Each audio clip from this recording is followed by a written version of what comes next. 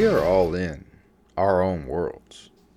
Every single last one of us live in our own dimension, our own time space existence, our own perception of what we're going through. Now, many of you have heard it before that perception is everything. Do you truly know it? Have you experienced it? Have you watched it enough, reflected on it, and really begin to absorb the truth there? The truth of your perception being everything.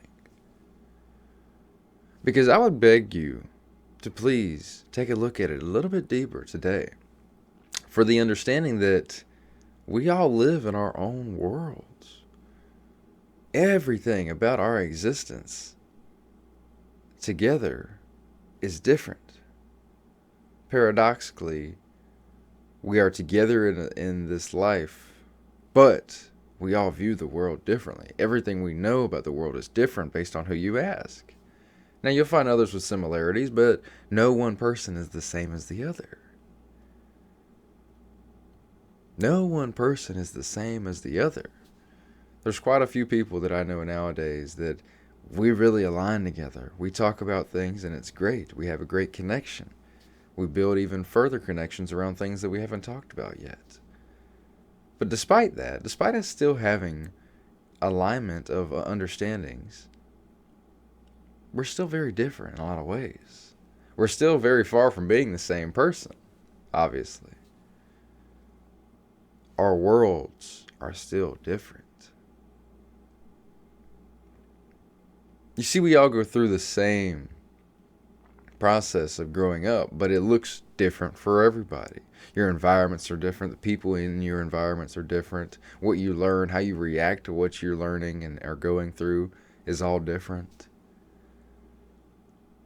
So of course we're different. Of course we're unique. Of course we have our own understandings. It's honestly part miracle that we come to. I don't want to say that. But you could. It's honestly part miracle that people have similar understandings in different accords, because there are an endless amount of different series of events that can happen in your life, and from there your own reaction. Your reaction is an endless amount of different circumstances from one to the next. An endless amount of different paths to go on. So the idea that we are in separate worlds, it comes full circle when you begin to understand and look at parallel realities. Parallel realities being something that I know a tiny bit about, but I would love to really dive much deeper into. But there is science behind them nowadays, to my understanding at this point. But think about it. It makes sense. Even without knowing the science, to me it makes sense. If we're all going through life in our own separate accords, and there's a million different paths for us each to go on, how could there not be different realities, different dimensions by which we travel through and choose to be a part of? I mean, because truly you can make anything happen. You can have faith in anything to the point where it should happens. Now, you guys know I'm a firm believer in living your higher destiny compared to your lower destiny. So you might ask, what's the difference there when it comes to parallel realities? What's my opinion on that? Well, I believe, because in my journey, I had all these different ideas. I had all these different things I wanted to achieve and go for. So it wasn't always my higher destiny. I didn't understand that's what I was going for. I understood that I was trying to be more. I understood that I was taking responsibility so I could do more with my life, so I could have more. But through that process, by going for that, everything changed. I had to fail a lot. I fell on I say fail, but I really just had to learn a lot of lessons. I had a lot to actually unlearn. And in that process, staying on it, one of the biggest things, one of the hardest parts about it, staying in that process, it has reshaped me into where I'm at now, where I know I'm in full alignment. And I'm getting further into alignment as the day goes on. Into that higher version of my life, or that highest version, that highest destiny. I'm a firm believer that you stay on the path long enough of doing more for yourself, you will fall into your highest destiny, what you're being called to do at that point in your life. Your calling. So no matter where you are, you have to start. You have to accept where you're at and pick a goal that's not only exciting but sustainable. Exciting and sustainable. And you go after it. And you're probably going to fail a lot. You're probably going to fall on your face. You're probably going to feel some pain, but that's not a bad thing. It's actually a great thing. Most setbacks are just setups for a greater comeback. You guys have probably heard before. That's what it was for me. Every time I failed, it was another chance for me to get better. It was another chance for me to reiterate in a way that made me different, that made my results different. I really learned how to be committed. Throughout the whole process, the first 2 years of my process, I made no results. I made no difference financially, I should say. I was changing all these things that I thought. I was changing my habits. I was doing different things, thankfully. And I was starting to see results there mentally, the way I felt about my day-to-day actions. I mean, everything there over time. But financially, nothing changed. And I would continue to fall. Not only did nothing change, but things got worse financially. I would spend more money. And nothing changed.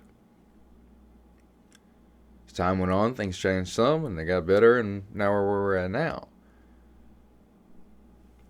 Full alignment. Being on that path, being ready to continue forward into where I should go, living my higher destiny, getting out of my own way is what I was doing this first 3-4 years. Getting out of my own way, eliminating the distractions, eliminating the learned understandings and beliefs that were going to hold me back or were holding me back. Now I'm at this place where I know I'm fully activated. I can do anything that I want. And I'm continuing to develop the skills to be able to do that even more so. I'm developing the relationships to get me in those rooms to make a difference, to make an impact. But I had to start where I had to start. I had to start on ground zero where things felt like shit.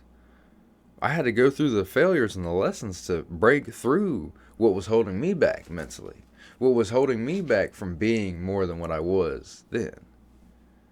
I had to fail and learn from it. I keep saying failure because it really hits hard with you guys, I think. But the way I like to think about it is you either win or you learn. And what I'm saying here is that a lot of times when you're first starting, you got to learn. There's a lot to learn. There's a lot to unlearn. A lot of things you need to wipe clear of your mind because you picked it up from somebody in your life that isn't where you want to be.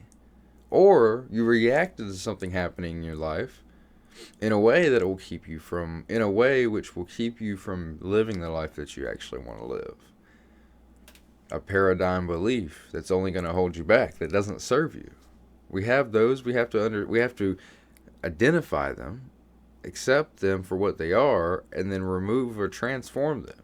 Transforming them into the opposite or into something that is actually constructive and helpful. Again, that's much of what I had to do. I had to break my physical ties to things that weren't helping me. I had to break relationships that were only holding me back. I had to get in new rooms where people were doing different things that would expand my awareness even further to where I knew what was possible for my life. Because you may sit here and say that you know that there's better realities out there, there's different things you could be doing, but if you're not actually going for them, you don't really know that.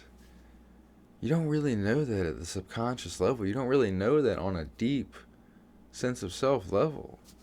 On a deep sense of self level, you may feel that you're not in control of your life. There's nothing you could do to make it different. That's not a way to live. I promise you, you can make a difference. No matter how old you are, no matter where you're at, no matter what you do for work, you can make a difference. But you have to develop the faith in yourself. You have to start taking actions. You have to have a plan. And you have to stay consistent with that plan. Desire backed by faith knows no word such as impossible. So what's your desire? What is it that you're wanting to change? What is it that you want to be different in your life? Come up with a plan to get there, and then put the plan to work to develop faith. Keep the faith strong by staying on the path. Start small. Do what you can do today, my friend. Ingrain yourself with good information, good knowledge that's going to help you get to that goal. That's going to help you annihilate your obstacles. Get in the rooms where people are doing those things. There's so many communities out there nowadays you can join and be a part of like-minded individuals, be around like-minded individuals that can help you. Better yet, if you can go spend some money on something that you have, some extra cash, or maybe even cash you don't have, but spend some money with somebody that can really help you accelerate your growth, you have to be willing to make change. You have to be willing to face some pain. You have to be willing to be committed. When you're starting on ground zero, that's difficult. It can be. So you guys, do what you can do, man. Do what you can do and make a difference in your life. Start wherever you have to start. Accept it and appreciate it and identify what you need to break first. And then continue on the path, dude. You got this. You got this. I love you guys. Have an amazing day.